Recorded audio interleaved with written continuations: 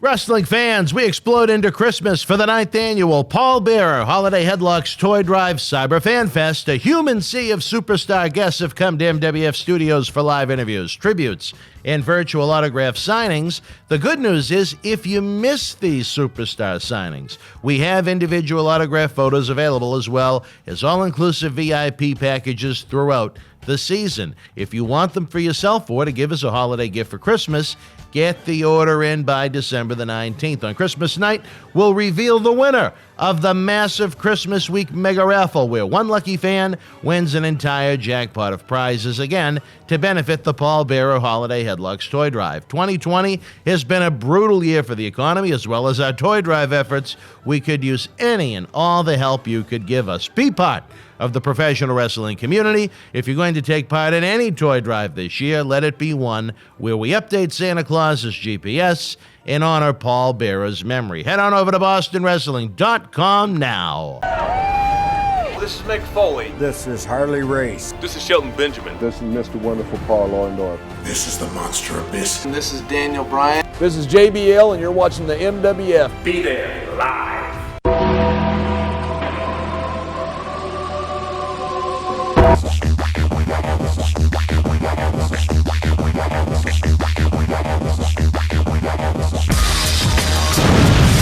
Wrestling fans around the corner, around the world, it is Christmas Eve. Unless you're in some foreign land that is outside of the time zone here in the United States of America, we are at MWF Studios, downtown Melrose, Massachusetts, in the zip code of Champion 02176. Holiday schmoliday. As you folks get ready to enjoy Christmas Eve, we are here to discuss our enjoyment, or lack thereof, of WWE NXT from the Capitol Wrestling Center and AEW Dynamite from Daly's Place in Jacksonville, Florida, which would be Wednesday, December the 23rd, 2020. I'm pretty good with remembering that date because I know today is Christmas Eve, and that date generally remains the same, as we are in the final hours and days of the Paul Bearer Holiday Headlocks Toy Drive Cyber Fan Fest. Go get yourself an autograph photo or a VIP package over at BostonWrestling.com. The eBay store never closes down, much like our programs.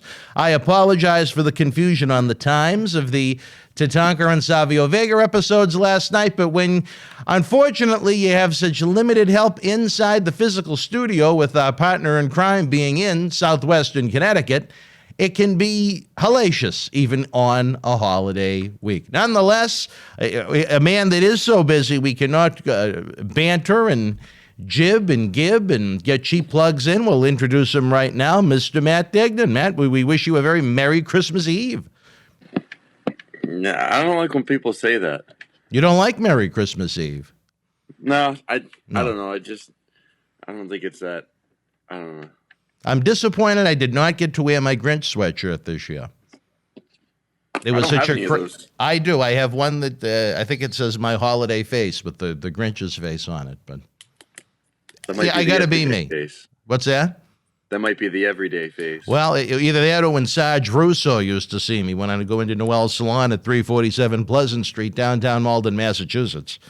Hop, skip, and a jump from the Malden Center Tea Stop. If you have any hair needs, I don't know if they're going to be open on Christmas Eve night to get a haircut, but I guess you could call and find out if you really wanted one that bad. But it is a balmy Christmas Eve. What is the weather like in southwestern Connecticut right now? It is near 60 degrees here in Melrose as the snow is melting.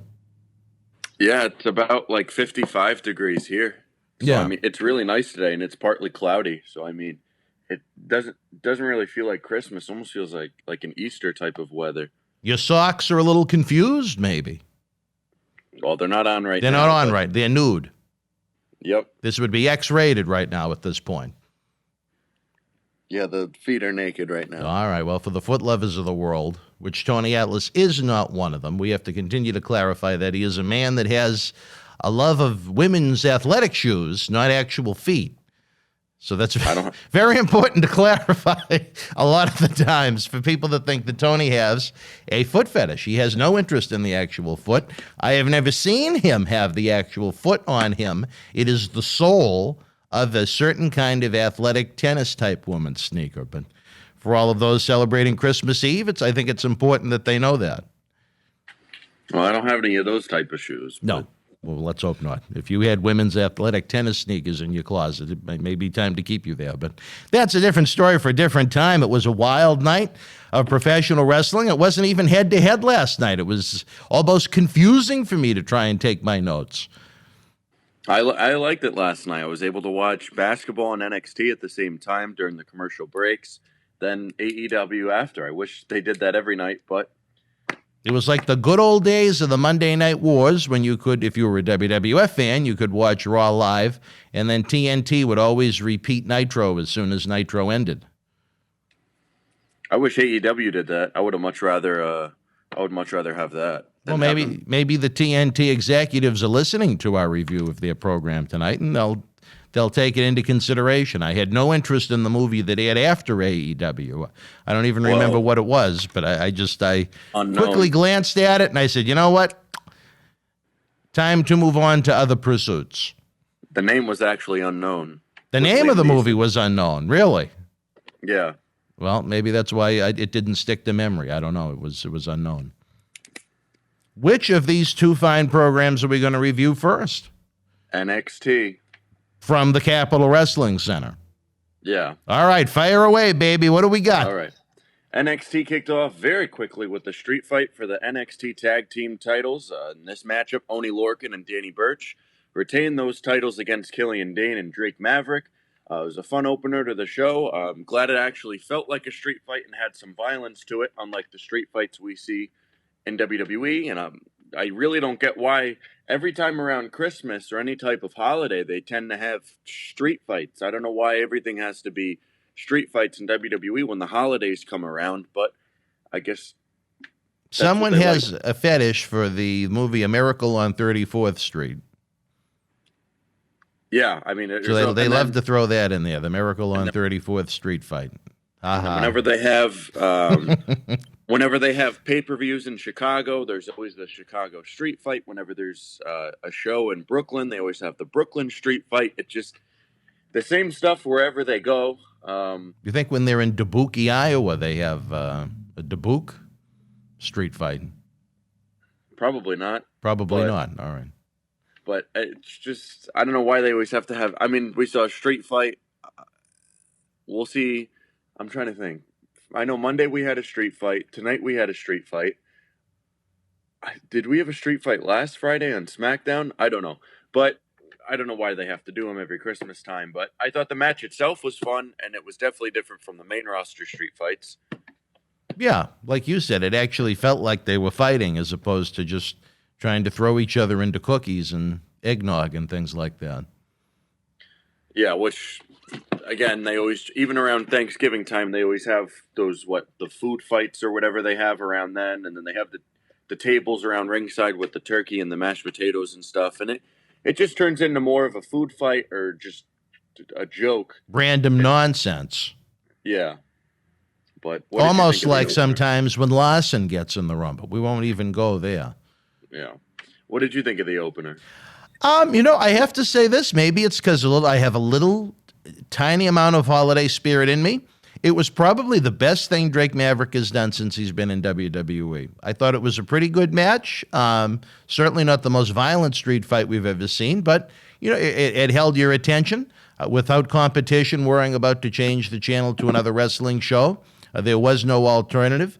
The only drawback to the match, and it's going to be my complaint for the whole show, was just Beth Phoenix. This may have been one of the worst outings she's ever had. The fact that you had Vic Joseph and Wade Barrett talking over her and telling her they were interrupting her as they were doing it. That's the first time I ever really noticed that. So Beth was a real drawback to this show overall, but as far as the actual content in this match goes, I thought it was a good tag team title match. Fans that listen to this know I am not much of a Drake Maverick fan as far as his persona goes. It has nothing to do with the human being. Fine human being, I'm sure.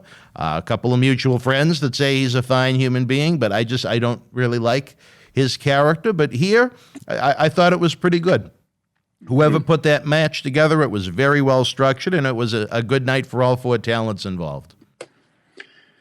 The next part of NXT, a promotional video played hyping up the Finn Balor and Kyle O'Reilly match for the NXT title in a few weeks. I love these kind of videos that NXT does, but as I always say, I wish the main roster did them more. They always do a good job of hyping up these feuds and matches and making them feel something of significance instead of just throwing matches out there and all that type of stuff. But the build for this one, since their first one at NXT TakeOver, I think it's going to be fun. I mean, Kyle O'Reilly, he injured Finn Balor and broke his jaw a few months ago, and he was out of action for a little bit.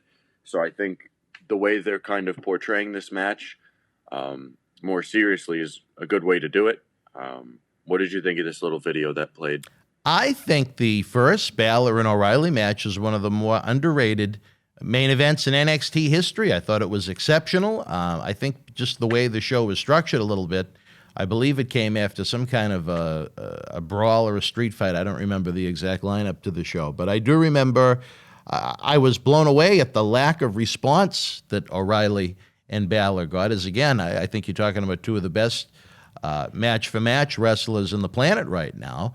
I really look forward to the rematch. I believe it's called New Year's Evil on January 6th. Is that correct? Yes. Okay. It is. I just wanted to make sure. I didn't want to misspeak here on our big review program. No, I look forward to the match and the video they put together. It made me a little bit more hungry for the meal, so to speak. I always enjoy Finn, longtime friend and MWF alumni, and Kyle O'Reilly is one of my favorites to watch, just as someone that generally enjoys watching pro wrestling. So I look forward to that main event, and they did a good job with the video. And the best part about the video was, you know what the best part about the video was to me, sir? What was it? It didn't overexpose the talent. They didn't have the talent out there cutting repetitive promos over and over again that sound like the same thing, that make me say, I've seen this, I've heard this, I could change the channel and see potentially something different. Very effective video for several reasons. The next matchup, Isaiah Swerve Scott defeated Jake Atlas. I thought this match was very, very good. So far, NXT was solid going up to this point. What did you think of this matchup? I really, really, really like this match. Something about Isaiah Swerve Scott that says superstar about him. The only drawback to the guy, I think, again, is the size factor. I met him in person, a really cool guy at I think it was the Dallas WrestleMania weekend. Really liked him, nice personality, would have loved to have had him here in Boston wrestling the MWF. But even if he had a lousy personality, he's an outstanding talent. And at the end of the day, it is the wrestling business, not the wrestling friendship, as Scott Hall likes to say. Good match here. I think they've done a good job in elevating Jake Atlas by letting him get a win. Yeah, maybe you have a little bit of that 50-50 booking we complain of, but if it leads to a series of matches or maybe a defined blow-off or rubber match between the two, I'm all for it. I thought it was great stuff across the board from both Swerve and Jake Atlas. I think they've done a nice job with Jake Atlas, so I think he signed just right around a year ago. It was right around Christmas time, so he's come a long way. The reason I'm fine with the 50-50 booking is I believe Jake Atlas defeated Scott via roll-up either last week or the week before. So, I mean, not too bad of having Scott win this one, but I like where they're going with him and kind of turning him more of a heel character, which is good. Well, I think Swerve is so good. If he was, per se, 4 inches, 5 inches taller, he's someone I'd say that could be a WrestleMania main eventer long term. I think he's that good. I think he's got that much going for him. Well, not to say that he won't have a great career, but I just think it would be solidified if he was just a little bit bigger. A lot of people want the extra 4 or 5 inches, but... No, that's what Linda always said to me, but that's a different story for a different time here, even on Christmas Eve. The next matchup, Rhea Ripley defeated Dakota Kai. Raquel Gonzalez was banned from ringside in this match, even though she stood up on the stage. I thought it was a solid women's match. Nothing really wrong with it, but nothing really great. After the match ended, Ripley and Gonzalez had to be broken up after brawling with each other. This feud has been going on for way too long now. It's starting to get stale. They started this feud between these two, I believe, in the summertime. So, I mean, they've been trying to keep it new and fresh and trying to do different approaches to it, but it's starting to get like the main roster where you have the same people feuding with each other almost every week. So not too exciting, but at least they're trying to do something different with it. What did you think of this match between Ripley and Shirai? Oh, again, maybe because it's Christmas time, I'm not going to be too rough. Again, it felt like more of the same with them. It doesn't feel like they've done much fresh with them, but I love the fact that they've given Dakota Lalani Kai's last name. I don't know if that's the reason why they did it, but she's a Kai nonetheless. It wasn't a bad match by any stretch of the imagination. I would be lying if I said it did more than barely keep my attention, but, it was what it was. It was a fine women's match. I'm sure those that are women's wrestling fans probably really liked it. The next matchup, Bronson Reed returned to defeat Bronson. Ashante Adonis in a very quick match. I like Bronson Reed. They call him the Colossal Bronson Reed. I think he's very, very good. I know a lot of people on Twitter were talking about how he reminds them of Bam Bam Bigelow. But I mean, we haven't seen enough of him to start comparing him to people. I mean, he's only been in NXT for a little while, and he hasn't really done anything great so far. He's had a couple big matches here and there, but nothing really concrete to start, giving thoughts about him. But I mean, I can't wait to see what he does. I mean, they returned him, destroying this kid. So, I mean, I'm sure they have something planned for him instead of just bringing. It's not like the main roster where they bring people back and they don't do anything with them. Usually when someone returns in NXT, they tend to do something a little bit. I could see him challenging for the North American title, which I think would be pretty good for him to kind of build his way up in NXT, build a resume there, and then go up to the main roster that lacks big guys like him. So I could see him having a potentially good career in WWE ahead of him. What did you think of Reed? Instead of Bam Bam Bigelow, my thought was more along the lines of this is how they should be using Keith Lee on Monday Night Raw. I thought the execution was excellent with Reed getting the quick win over, I think the guy's name was Adonis. While I can't even remember the man's first name, something about him stuck in my mind that said, you know what? There's something moldable there. I'm not quite sure what it is. Again, I don't even remember his name. I really couldn't do my homework on it. His background. Ashante. Adonis, was that it? Yeah. Okay, Ashante Adonis. There's something there. I don't know what it is. I don't know what the NXT WWE Performance Center coaches are going to do with him, but I don't think it'll be the last we see of him. And I think we may see him in a more prominent role. I think there's some moldable clay with Mr. Adonis, but as far as Reed goes, it was just great execution. I think WWE should take a page out of that book for Big Keith Lee once they can get him to drop a few pounds from all those holiday goodies he may be enjoying. Yeah. Then the next segment, Mercedes Martinez attacked NXT Women's Champion Io Shirai in the ring while Shirai called out Toni Storm, but got Mercedes instead. Looks like that'll be our next feud for the NXT Women's title. I'm glad Mercedes Martinez wasn't involved in that retribution bullshit that she was doing for a few months until she told them, I'm kind of done with this. Now she's back in NXT, and she's challenging for the NXT Women's title. She lived in Waterbury, Connecticut, which is only about 20 to 30 minutes from me. So I think that's pretty cool. But what do you think of this next feud for the women's title? Well, I like Mercedes. She's a good person. She worked with us here in Boston Wrestling and the MWF in the past. I am glad she has nothing to do with the STD that is retribution. I'm glad she didn't come out with a Christmas-themed chainsaw to try and cut the ring apart when she went after Rio, and that she is back being Mercedes Martinez. Not a bad angle. I can't knock it.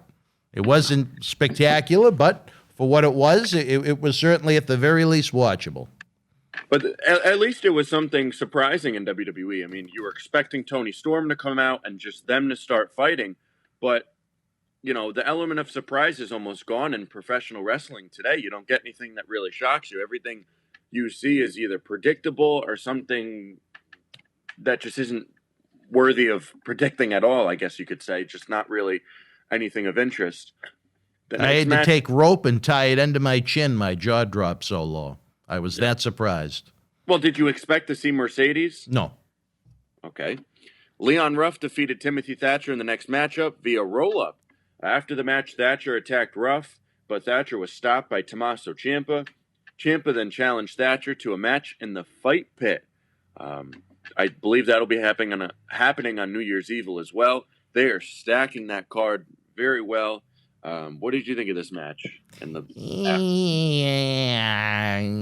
not my cup of tea. I don't know what they're doing with Leon Ruff. They keep giving him these roll-up wins that really mean nothing, and I don't know if they see something in him, but everything he's done so far is a roll-up victory, or someone's hit their finisher and he pins them.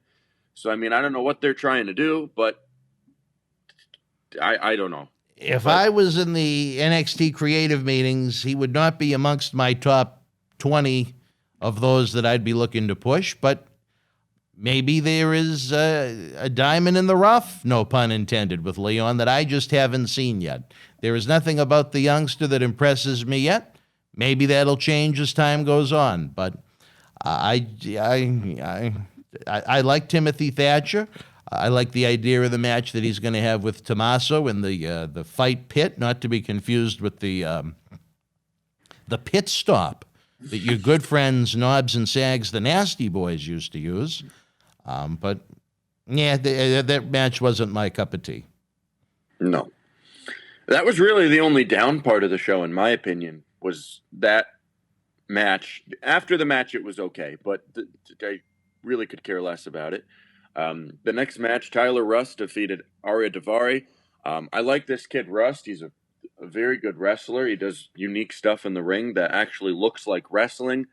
For it being, less than 4 or 5 minutes, it was a solid match in terms of the in-ring stuff. What did you think of it? Execution was fine. There's just something missing from this guy that's going to make him... it's going to prevent him, I think, from being a top-tier player. I don't know if it's just his look. I don't know if it's that he needs a mouthpiece, and he does have a manager in, what's Stokely Hathaway's name there? Malcolm Bivens or something like that? Yeah, Malcolm Bivens. Yeah, he doesn't do much for me either. There's something missing from the package.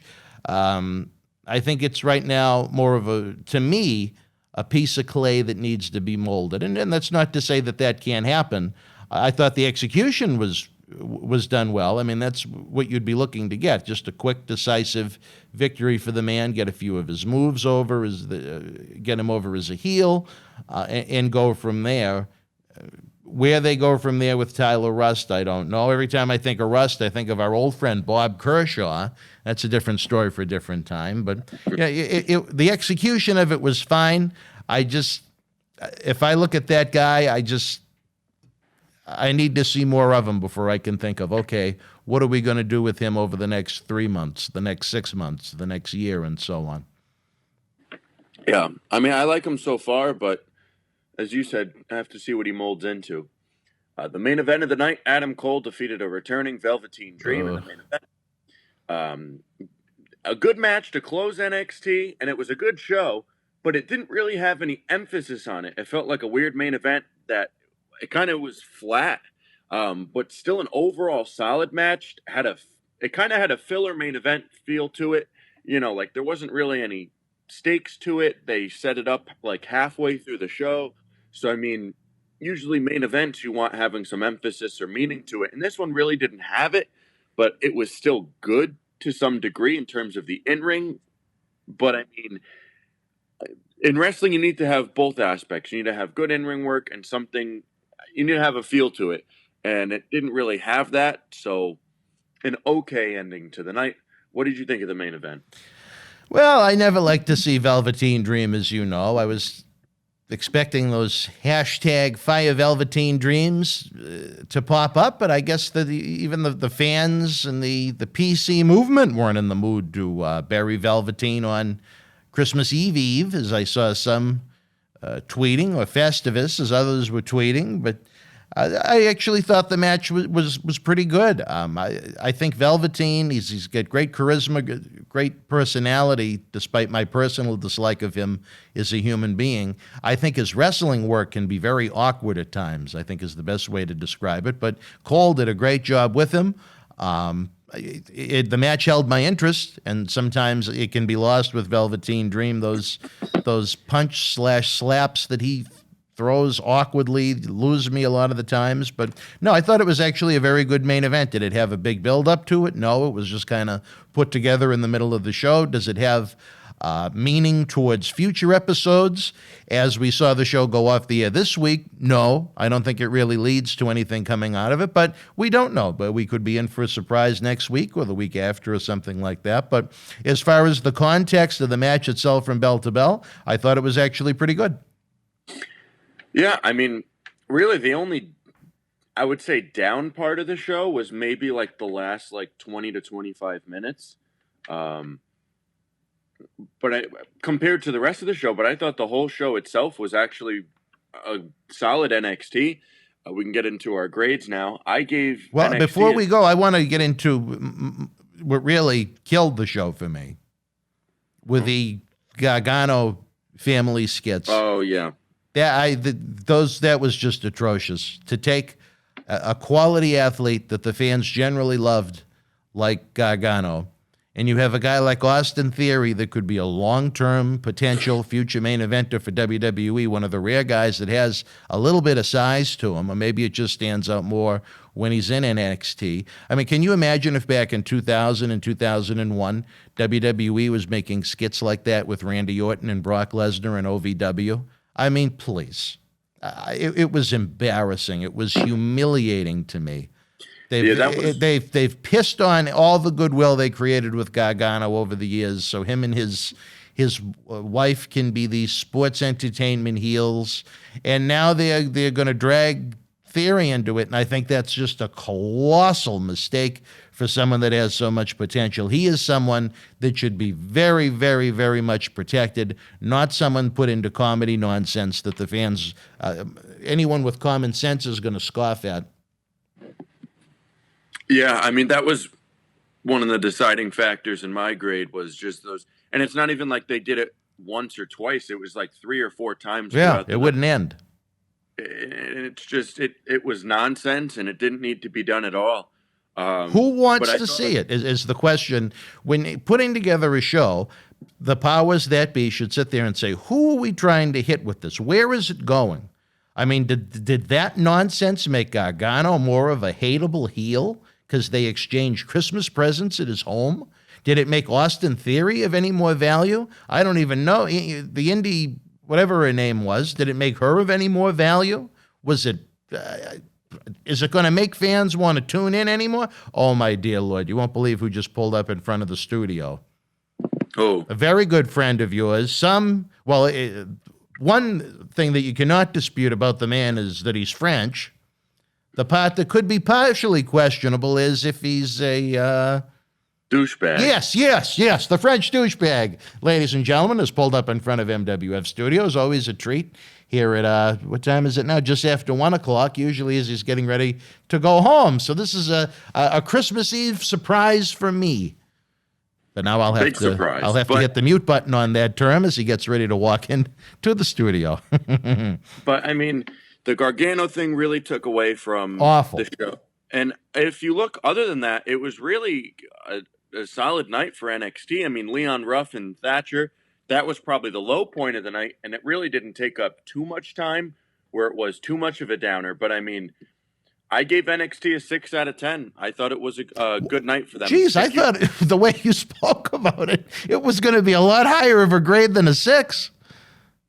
I'm not giving it like an 8 out of 10. All right, well, I really like the show, but to me, that Christmas nonsense and, you know, the rough thing you can roll your eyes at, but at least it was building up the angle with Thatcher and Tommaso. So can you go there with it as at least trying to take a positive from a negative segment? You can. But to me, the Beth Phoenix commentary was as bad as it's ever been for literally having Vic Joseph and Barrett talking over her and telling her that they were interrupting her. I mean, how much worse does it have to get than that? That really takes away from my enjoyment of watching the show. But I'll even with that said, I go higher than you. I gave the show 7 out of 10. I think if they took away that Gargano bullshit and they did something more meaningful at that time, I would have bumped it up to a 7. But as you said, between Beth Phoenix and that Gargano stuff, you take her away and the Gargano crap, I would have bumped it up to a 7, maybe even an 8, without Beth kind of in my Potentially, ear. In my ear screaming, which takes away from the show. And it's not just screaming, it's screaming pre-written lines. I mean, if she's not ready to put her on TV, why put her on TV, especially when most weeks it's a competitive television show with the 2 shows on at the same time? Why not put the best people you have out there? AEW's commentary team blows away WWE's. Now, granted, I do have to say I feel the NXT commentary team has improved. I like Vic Joseph more than Mauro Ranallo. That might not be a very popular statement, where Mauro does have a cult following. And my problem with Mauro is this. I don't think Mauro is bad. It's just that Mauro screamed about absolutely everything, which took away from the important moments that he needed to scream and get over strong. When you present everything the same way, it's impossible to get something over as important and different when all you do is scream for 2 hours. That's my problem with him. I also feel that Wade Barrett has been a great addition to that team. So I like 2 out of the 3 very much. I think Vic Joseph is still improving. I think he's a calming presence, so to speak.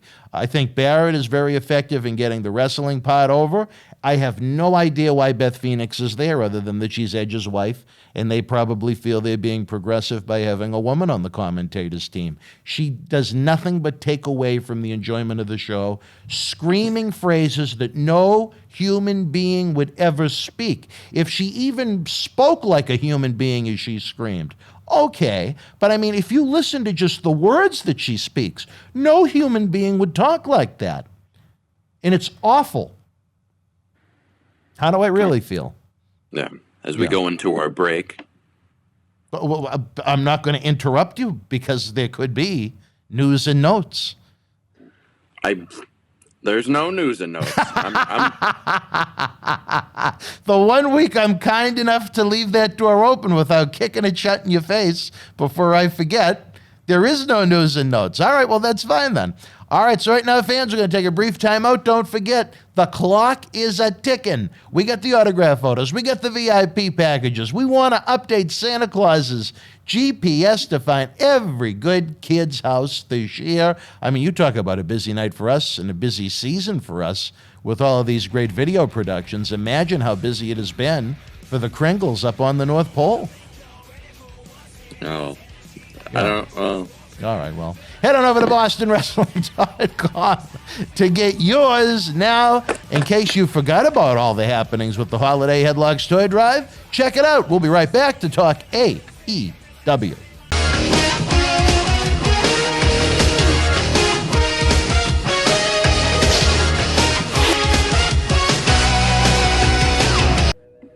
Wrestling fans, welcome back to Wrestling Insider Special Edition, and it certainly is a special edition. Myself and Matt Degnan are very happy to be joining you here on Christmas Eve. I would say it is a white Christmas here in Boston, but it's also just under 60 degrees, so that white Christmas is melting away. Nothing wrong with that. It's certainly not the 70-degree Christmas we had a couple of years ago. You probably had something similar down in Connecticut, as we're not too far away from each other. Yeah, I like the snow when it's falling and when it's done falling, but then once it gets kind of shoveled and plowed, it gets disgusting. Well, Sarge Russo used to be disgusting when she got plowed, but that's a different story for a different time, too. We broke down WWE NXT from the Capitol Wrestling Center. On the flip side, instead of wrestling, you had the Boston Celtics and the Milwaukee Bucks head-to-head. Well, Celtics are lucky that Giannis missed that free throw. But that was a hell of a game. It was a good game, but I'm not too high on the Celtics this year. But as far as you don't like them, or you don't think they're going to do very good? I don't think they're going to do that good. Really? It's just they're a good team, but it's just the East is the East is too easy. They're going to get a top 4, top 5 seed again. And then sometimes they make that playoff run, but I just don't think they're a strong enough team to do well this year. I think, I don't know, something about them every year. It's just, they never really do anything. I mean, ever since they won that title in 2008, they haven't really done anything with emphasis since. Do you think that there's enough talent on the Celtics for them to take flight, so to speak? Well, I don't think so. But all right. The only flights they'll be doing is to their games. But. All right. Well, there you go.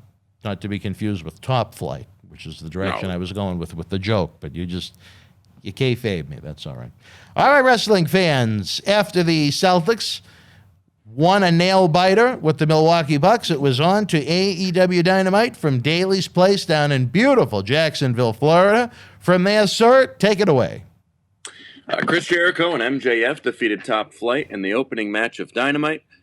Solid tag team match to open the show. Some small mess-ups throughout the match, but when you have Chris Jericho, who's still growing into his dad bod, and then you have a young guy like MJF and very, very young guys in Top Flight, you're going to have a little bit of miscues in them.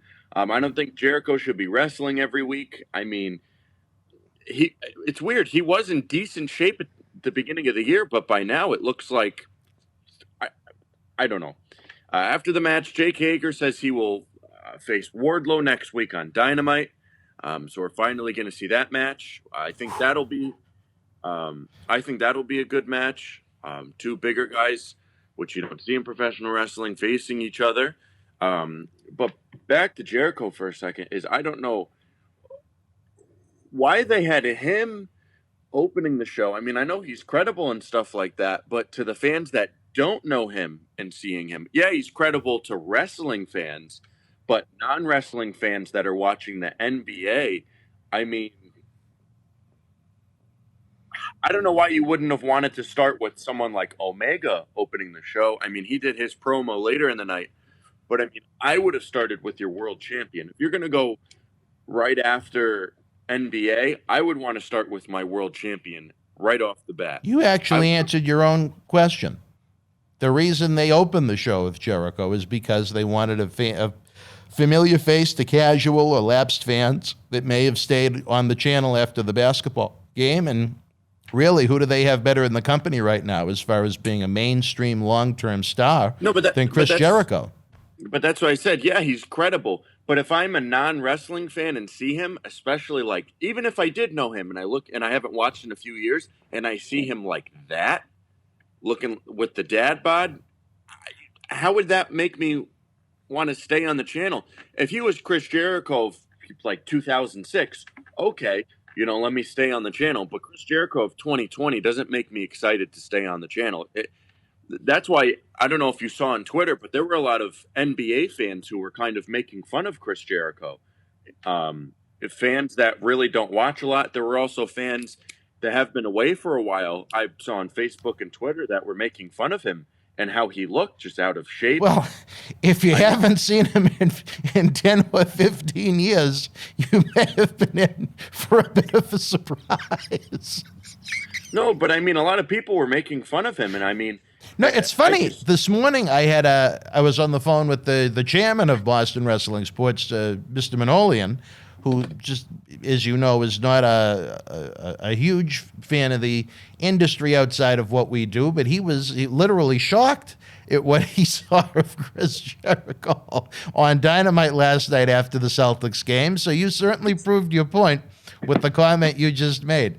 No, that's what I'm saying is if I'm a regular fan, I mean, even if you're watching football and you go and you watch, I'm trying to think of an older quarterback like Phillip Rivers. You go, oh, Phillip Rivers is on. And then you see him throw the ball and you go, holy shit, this guy sucks now. You go watch the Celtics game and Larry Bird's playing in 2020 and you go, holy shit, he looks like ass. It's just, yeah, okay, he's credible. But when you have NBA fans laughing at him for looking like that, you know what I mean? And it's just, I wouldn't have opened with that. He's got the gas gut. I mean, that's the only way you can, not that I would ever accuse Chris of anything like that, but that's generally what that looks like, is kind of what he's developed, is for the guys that, a lot of the guys that use steroids over the years, they develop that kind of odd kind of gut that's kind of flat and gas gut. But I mean, even I don't know. It's just if I was opening a show to get new fans after the NBA, I would want my world champion out there who has looked like a world champion ever since he won it, dresses like it, walks like it, talks like it. I would want that opening the show. I understand that point of view. My only comeback to that is no one knows who he is outside of wrestling fans. So he's not someone that's going to hold your attention. Jericho, as different as he may look to fans of maybe the Attitude Era or even 10 years ago, at least he has that star power. He has that brand power. But that wouldn't want me. If you have the fans laughing at him, does that deters them more than brings them in. If I was a fan that hadn't watched in years, I would tune in, I would laugh, and I would change the channel. You know, you have Chris Jericho, who's much older than these guys in the ring. You're trying to put these guys over, and all he did was really take away from it. I mean, is he what he was years ago in the ring? No. Does he look like it? No. Yeah, he has the credibility, but do you want him opening the show to grasp the new fans that are laughing at him and making fun of him? For what they were trying to do after that basketball game, you really had two choices, him and Goldust. And Jericho has far more name value than Goldust. So while Jericho is what he is right now in 2020, to people that haven't seen him in a long time, I totally get what you're saying, but I think they made the right call. That's who I would have opened it with. Well, when you have all your credible guys in the company, they were either mid-carders in WWE or they're older guys that were peaked in WWE about 10 to 15 years ago. So, I mean, they don't really have who's their top guy that they got from WWE? Miro so far? Well, that's what I mean. It's slim pickings. Even if you took someone, just say Miro or Moxley or someone like that, they were never guys that were top guys during a boom that the casual fans might be familiar with. I mean, it's Goldust, Dustin Rhodes, I think, would have more of an attraction to those type of people than even a recent top guy like Luke Harper or John Moxley or Rusev or someone like that, because a lot of those fans weren't watching. They didn't care. At least Goldust and Jericho, they were very familiar faces during a time when everybody watched. So as far as trying to put their face somewhere early on in the show, I totally get it. But I mean, the same could even be said when they flashed the screen to, on Jim Ross and Tony Schiavone, who looked like he needed a little hairspray or something. It was a cold night at Daly's place. That hair was all over the place. Speaking of Tony Schiavone, he interviewed Sting in the next segment. Team Taz interrupted the segment as Sting was talking. They were about to attack him until the lights went out and Darby Allin appeared in the ring to help him. And Team Taz ran off, even though they had the numbers game and the size advantage. 5-on-2, yeah, with one guy that was about 5'3" with the skateboard. With about, I don't even know how old Sting is, 50 or 60 something, whatever he is. I think Sting's in his early 60s. He's got several years on Undertaker. He's very close to 60. You have a, we'll say 60-year-old and 120-pound Darby Allin. And you have 5 guys who you've presented as badasses for the past couple months who love to fight and all that stuff. And they run away from Sting and Darby Allin. I mean, come on. I mean, and then again, we didn't really get many answers out of Sting. I guess we'll have to wait a little bit longer. I don't know what they're trying to do with. I know they're trying to give Allin the rub with Sting and the face paint and, the dark personalities of Sting and Allin kind of rubbing together and the black and white images and stuff like that. I get that part of it, but I don't know what they're trying to do with Team Taz in this pairing. Are they going to do like Cage and Starks versus Sting and Allin? I mean, I don't know what they're trying to do. I don't know what the end game is. More I think about it, maybe I corrected myself from the beginning of the show. Maybe they should have opened the show with Sting coming out of the basketball game. Because the one thing about Sting is, even though he is somewhere in the vicinity of 60 years old, the face paint hides that very well. He doesn't look 60. And he doesn't wrestle every week, and that's the thing, is he doesn't take his shirt off and wrestle, a 20-minute match to open the show. Yeah. So, I mean, that's a little different, I mean, if I was doing it, I would have opened the show with Omega Wrestling. I know he doesn't have the same name pizzazz and whatnot, but at least he looks the part, and he's your face of the company right now because he's the champion. So, I mean, it's like if this was WWE, I would want Roman Reigns going out there and defending the title off the bat to get those new fans, or having Drew McIntyre go out there. You know what I mean? Have your top champion go out there and have someone say, wow, this guy looks like he can kick someone's ass. And not having, someone who looks like your uncle go out there and face a bunch of 20-year-olds. Well, the problem that WWE has is that they really don't have anyone with that kind of star power of yesteryear that's a regular part of the roster anymore that I can think of off the top of my head. It's not like they have an Undertaker or an Austin that they can go to in a pinch if they needed to. You know what I mean? It's a regular part of the roster. Lesnar might be the only exception, but he's not even with the company at this point. I'm trying to think of who's wrestling right now that has the star. I mean, the only one that really comes to mind is Rey Mysterio as like an older guy who's still kind of yeah. You know what? Yeah, I didn't even think of that. Yeah, I guess to a slight degree you could say that. And then if they really wanted to, I mean, maybe John Cena, but I mean that's still a stretch. But I mean, I think he's kind of young for that position, even though he's been around a long time. Well, I mean, combine him with the movies he does and the social media buzz he always gets, even just doing smaller movies. I mean, even the Rock, he just got talking about actors in WWE for, I don't know if he's done it 3 years in a row or what, but he was the highest paid actor last year, like the biggest actor, I guess you could say, for this year. So, well, good for him. Wish I got a cut of that money.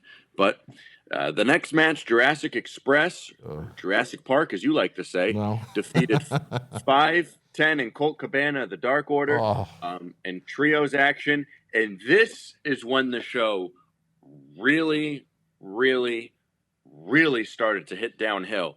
I would say the opening match was okay.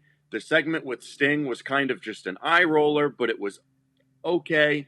And then this is when the show really started to hit rock bottom, maybe even below rock bottom into the crust of the earth. But this match I could really, really care less about. I mean, this from here until about the main event, I have little to no notes of the show, and that's how bad it was, good or bad. It was just to the point where nobody cares about it. What did you think of this 6-man tag team match? Absolutely did not belong on national television. Out of the 6 men involved,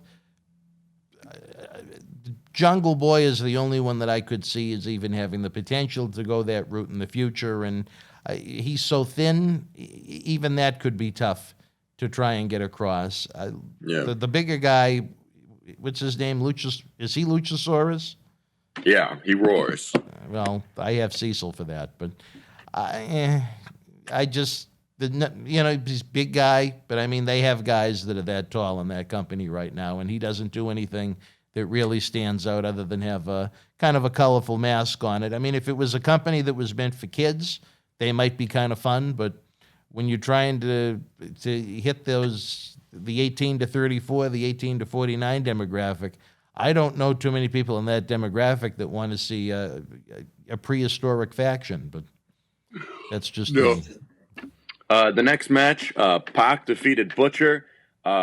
Butcher, another one. I like Pac. It's just we've been seeing this shit with Pac and Butcher and Blade and Eddie Kingston for a few weeks now, and I'm just not interested. This match went a little too long for me. I mean, I didn't care from it from the get-go, and they still made it a little bit longer than it should have been. Then you had Lance Archer come out. Then you had Eddie Kingston walk away from the commentary table. Then you had everybody at ringside, and it was just too much of a production for me. when I didn't care in the first place. So, I mean, it did nothing for me. What did you think of it? It sure seems like they're slowly building Pac back up to put him into meaningful equations. I think, who I really feel was hurt most of all by this match was Jim Ross.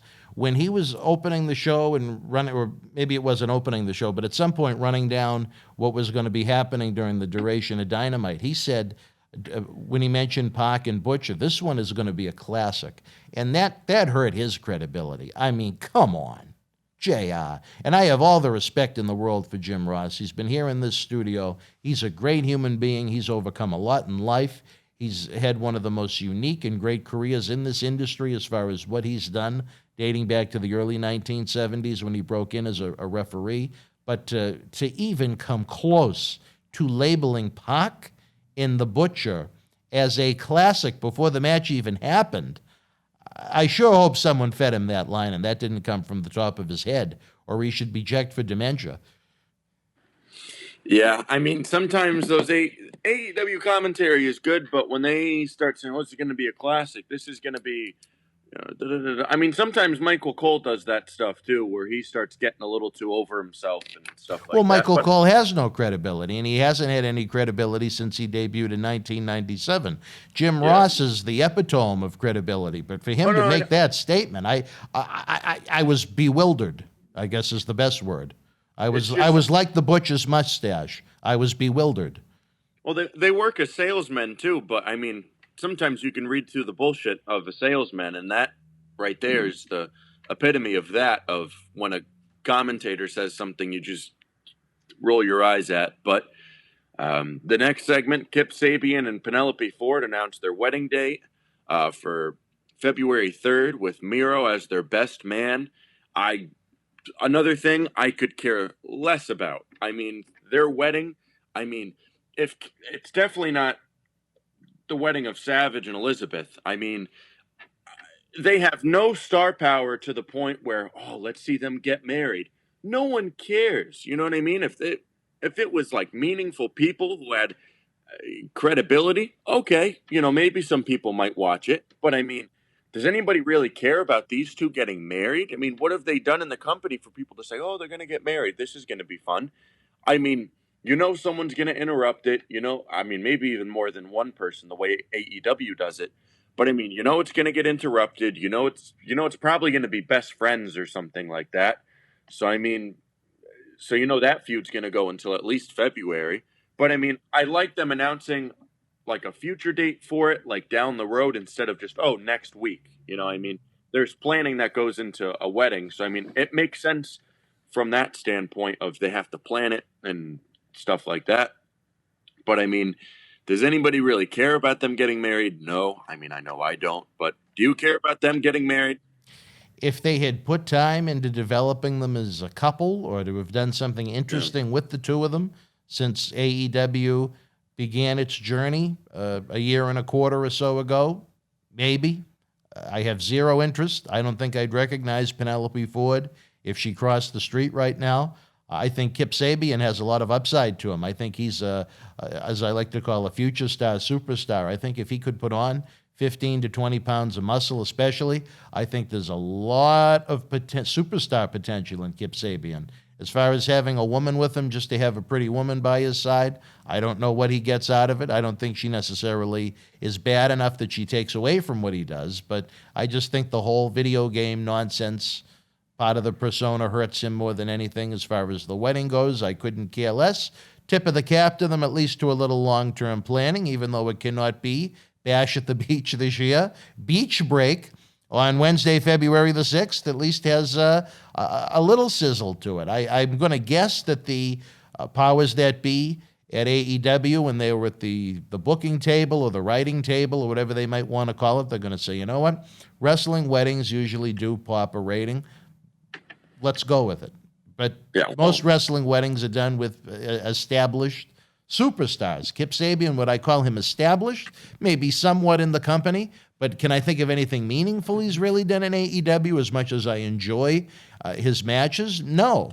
Can I think of anything Penelope Ford has done of meaning since joining the company? No, other than introducing Miro in what was an oddly received segment when he debuted. Yeah. Just goes back to what I was saying about, Kip Sabian, maybe for the company, he's been there for a little bit, but as you said, what has he done for the fans to say, let's see him get married to Penelope Ford, who also hasn't done anything, but what are you going to do? The next match, Dustin Rhodes defeated Uno, or Evil Uno, the Dark Order. Again, Dustin Rhodes, someone, I don't know why he wrestles weekly. I mean, I get, the credibility and stuff like that. But I mean, again, it goes back to that Chris Jericho thing, oh, look, it's Gold Dust. And then you go, well, he looks like he's about 80, in the face. I mean, it's just, the name is credibility. But when you actually watch it, does it make you stay on the channel? No. Does it make you want to watch next week? No. You can have the credibility all you want. But, when you look like you're 60 years old wrestling a match that looks like it's, doing play-by-play, slower than anything. I mean, it does nothing for anybody. You can have all the name power you want, but when you wrestle like you are old, it does nothing. You look at AJ Styles, he's later 40s, but he wrestles early 40s, sir, please. Whatever he is, but he wrestles like he's younger. Yes, but that's the thing. Even look at Randy Orton. He's older, and he wrestles like he's younger. So, I mean, it just, you look at all the name guys in WWE, the older ones, they still wrestle well for being older. And, you look at the name guys in AEW that are older and have some credibility, and they wrestle like they're older. So, I mean. You think Jericho, not Jericho, you think Dustin wrestles like he looks older to you? Not that it's older. It just, comparing it to the people that know who he is, it looks older, if that makes sense. Oh, I think he's vastly improved from his last WWE stints. He has gotten himself into tremendous shape, especially now that he's sober and away from the drugs and the alcohol, and I believe he's a big yoga guy. I don't know if this helps your opinion or outlook on it, but he's in much better shape now than he has been in a long, long time.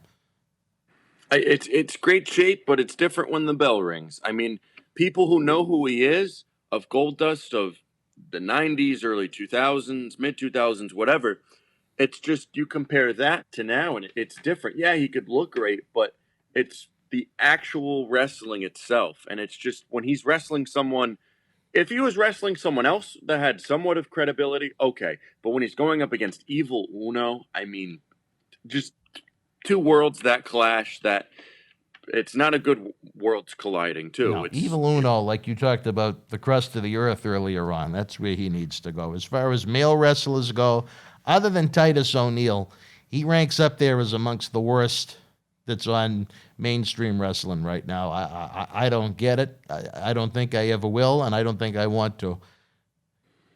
Yeah. I hate Evil Uno. What is it, Numero Uno or Evil Uno? Evil Uno. Evil Uno. Well, that one too. Yeah. Forget about those. I don't even want to start with Uno. The next matchup, AEW Women's Champion Hikaru Shida defeated. I didn't get her name as I looked that up. One. Her name came off the screen, so I didn't get it. I didn't feel rewinding it. Otherwise known as Nobody Cares. So I put Woman in Pink. After the match, Shida was attacked by Abaddon, and she bit her neck. Almost looked like when Shayna Baszler bit Becky's neck earlier this year, with the blood coming out, and it just looked dumb. Nothing. As I said, until the main event, when we looked at the 6-man tag team match until now, the show was just rock bottom awful. Nothing at all was good. What did you think of the big co-main event of the night? I had zero interest in the match. I thought the angle after the fact was a little more interesting if they do not bandage her neck when they have the title match, where there's blood, because there was an awful lot of red blood coming out of her neck as the segment was ending. If they don't do anything to cover up that neck, it's just one of those things that angers me, and it's a reason why wrestling fans don't take what they watch seriously, almost as if you watched a movie and you saw someone get shot and they didn't bother to put a Band-Aid over it. But again, I'm knocking something that hasn't even happened yet. They put a little more than a Band-Aid on a gunshot. Well, you understand what I'm saying. But Abaddon, or is that her name? Abaddon. Yeah, that one too.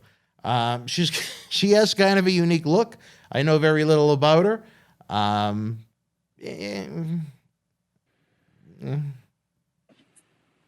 At least it wasn't long. That says it all. Yeah, that pretty much says it all for that one. Yeah. The Young Bucks defeated the Acclaimed in the main event of Dynamite to retain the AEW Tag Team titles. I thought it was a good match to end a very boring show that had no feel to it at all. Entire night just felt like filler nonsense. I mean, Not like this show.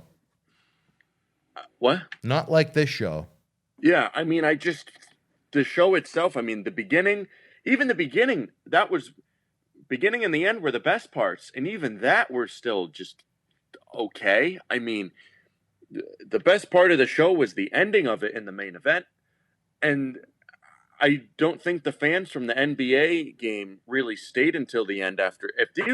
If you're a casual person just flipping through the channels and you lasted from the beginning to end of the show, I give you all the praise in the world. No casual fan is going to sit through a wrestling show for 2 hours. A casual fan is someone you hope you might get to stay for 10 to 15 minutes. No, not a casual fan. I'm saying a casual person, like watching the NBA game. That's what I mean. You're going to hope that you might get someone to stick with it for 10 to 15 minutes and try it out. Oh, no, I know that. I'm just saying. You can't even get regular wrestling fans. A lot of diehard wrestling fans, the majority of them don't stick with it for 2 hours. That's why I said, if you did, I give you all the praise in the world. I know a lot of people didn't, if at all, but I'm saying, if you did, I give you a lot of praise. If you stayed through to the main event, I don't know how they did it, but if you did, kudos to you, because I could barely get through it, and I had to watch it. So, I mean, the Acclaimed, they had a good showing in their first big match, I guess you could say, on AEW. Again, Young Bucks defeat another young team coming through the ranks of AEW. A good, solid match by both teams. We'll see what's in store for the Acclaimed. I mean, they literally just had the peak of what they do. I mean, they have these young teams like Top Flight. They already challenged for the tag titles. Acclaimed, they already challenged for the tag titles. I mean, the only place to go from here is just winning the titles. They haven't had any major feuds. I mean, almost every tag team that's coming to AEW now has gone right to a tag title match with the young 97 DX. I don't know, but a good ending to a shitty show. But what did you think of it? No, I'll tell you this. You talk about making the most of the minutes that you're given.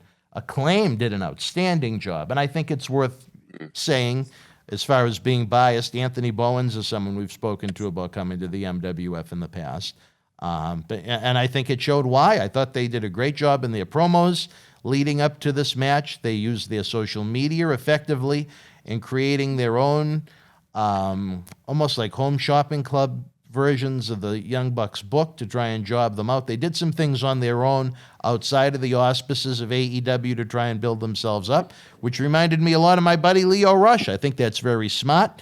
It gets people's attention. It makes the powers that be think that you actually care about what you're trying to do and what you're trying to get over. So I tip my cap to the Acclaimed. I thought it was one of the better Young Bucks matches. It wasn't, I was watching a video game. It had a little bit of a pacing to it. Sometimes you talk about attention to detail, which I'm big on. The partner of Bowens, I think his name, it's Max Castor, correct? Mm-hmm. He kind of had like a bigger, thicker, fluffy mustache, and I think that kind of made him look indie. But now that it was shaved and it was trimmed and like there was some work put into it, and I think he even had a much better look just by that small little shaving of the mustache. I think it made him look that much better going into the match and what he's done in AEW. So the only problem I see with teams like Top Flight and the Acclaimed is they've done an excellent job with maximizing the opportunity they've been given. But when you start with the tag team champions and lose, where do you go from there? Down is the answer. Yeah, that's what I said before. It's just, I don't know why you want to throw. I know you want to get them over, but throwing them right into a tag title match and having them lose in a main event, yeah, it's great exposure. But when it's their second match on Dynamite, does it really do much for them? I'd rather do a few tag team feuds, then go for the titles. Don't go right into the titles and lose. You kind of just deflate them right from the get-go. You know, you have a little rub, but I mean, it doesn't do anything in the long run for them. But where Matt has been injured, I would have gone for an upset and had them win the title. I think you would have gotten them over instantly.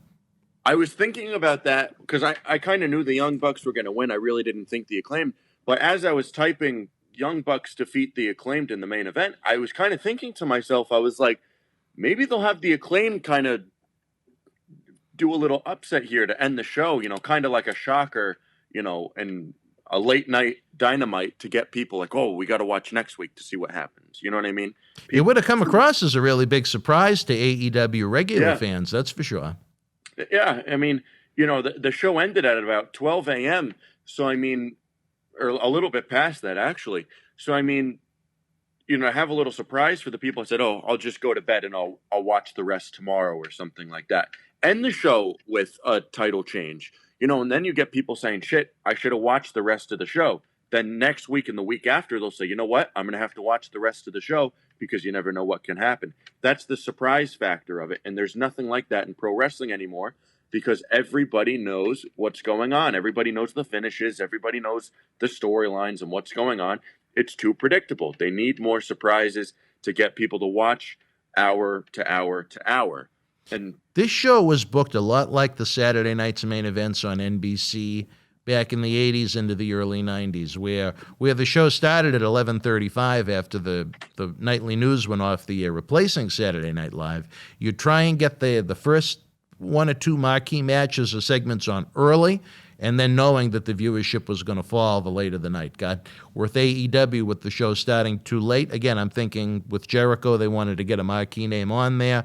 They followed it up with Sting, and then, like you said, there was a huge drop-off as far as the quality and the name value went as the night went on. But, again, a very, very good main event. I'm not going to take anything away from the main event. I'm just talking about how the show was laid out. It kind of reminded me of one of the old Saturday night's main events where they try and, I don't want to say rush, but the first two segments would usually be the two of the top featured segments of the show, and then the rest would just kind of almost drop down from there. For those old WWF fans that may be listening to us, they probably know what I'm talking about. But no, it was a great end of the show for one that wasn't that strong. I think in terms of highlights of the night, I really think the main event was the only one. The opening tag match was okay, but I wouldn't say it was a highlight. As we move into our grades now, I gave AEW a 3 out of 10. What? Getting not to Yandrazovitz it, but you're getting a little nasty over there. It's just when you follow an NBA game, and a lot of people watch those NBA games, especially on opening night for a big game in the East with Bucks and Celtics, and you follow it up with this, one of the worst Dynamites I've seen. Not the worst, but it's on the bottom end of the Dynamites I've seen.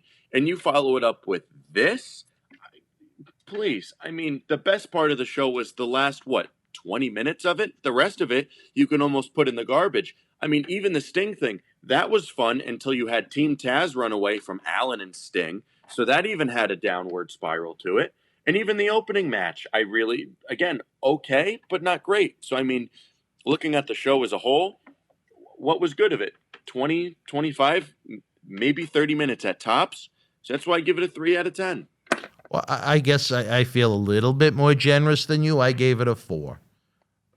Oh, big uptick in the grade by 1. I gave it maybe it's just because I like the ambiance, because it's a little different, a different variety of talent than the usual WWE fare on the opposite channel.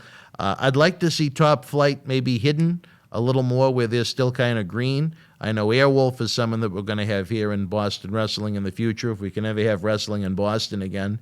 The Sting promo, again, they didn't give away too much. I kind of like the fact that there's being a slow build to whatever it is they're going to wind up doing with him. I didn't like the fact that the faction cowered to Sting and someone that looks like a middle school child trying to dress up as Sting for Halloween. But he is who he is. I mean, there's a lot of fans that do like Darby Allin an awful lot. And again, the main event was a stellar tag team match. The rest could be scrapped, forgotten about, and never seen again. They certainly could have turned this into a 1-hour show, and I think it would have made for a better program. I know TNT would much prefer the ratings of the 2 hours, but as far as the content goes, I think they could have put together a pretty good 1-hour program with some of the better parts of it. That's the thing. Yeah, the tag team match was really, really good, but how much time of the show did it take up? I mean, and also it was at the very end, so you kind of had to sit through bullshit for about an hour and a half, hour and 45 minutes. A lot of it. And you had to sit there for 90 minutes, just to get something good on your screen that you wanted to see. And I mean, waiting that long, and as I said before, if you sat through all that bullshit to get to the main event, that takes a lot for just a casual person to do, let alone a regular wrestling fan. And I just want to interrupt you, I'm sorry, because I know we're running out of time before we begin to party with Marty at 10 o'clock here on Christmas Eve. But one thing that stuck out to me is just lack of attention. Jack Swagger booking the match with Wardlow. I know you said that's a match you were looking forward to seeing, and that's fine. But this just comes a week or so after they got back together again and said they're going to be a unit, and they're part of the same faction. So I don't understand that train of thought. And even when he said, "Oh, Tony Khan okayed it," if I'm Tony Khan, why would I want to okay a match between two of the bigger guys in terms of size and your top faction in the company? You know what I mean? Why would you want to start turmoil between the inner circle from a storyline standpoint? I agree 100%. I think that's bad taste. If he's the head honcho, why would you want to start bullshit in your top faction that quote-unquote gives you the ratings? I mean, you have the quote-unquote demo god and the viewership, whatever he calls himself. Technically, in storyline ways, those are your top guys. That's your top faction. Those are the people who bring the viewership and storyline, as I'm saying. And you want to start even more bullshit between them as the top executive in the company?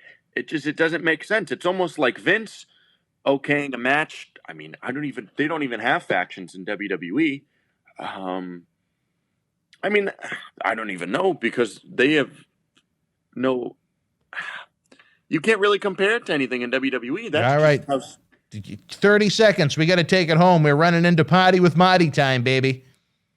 That's just how stupid it is. It's just, I don't know, but that's it. Are you ready to party with Marty on Christmas Eve? We'll find out. We'll find out. Marty Jannetty is back tonight talking Bobby Heenan and Shawn Michaels with the Make-A-Wish Foundation, Bad News Brown, Outlaw Ron Bass, and a lot more. For myself, Matt Degnan, everyone here at Boston Wrestling, we wish you a very Merry Christmas Eve. Don't drink and drive. We hope you have an even better Christmas Day. And don't forget Saturday night, weather permitting, the Hall of Famer is back, L-I-V-E Live. Mr. USA Tony Atlas. Stay tuned, BostonWrestling.com, social media platforms. Head back to the main page on our YouTube and get ready. Marty Jannetty is next.